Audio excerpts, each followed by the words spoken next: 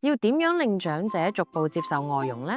長者可能因為對陌生人嘅唔信任，或者害怕失去自主權而抗拒外傭，應該要先提前同長者溝通，並且強調外傭嘅重要性，然後讓長者參與挑選過程，提前溝通角色分工以及循序漸進嘅適應方式，都可以減輕抗拒感。建立信任同尊重係促進長者接受外傭嘅核心。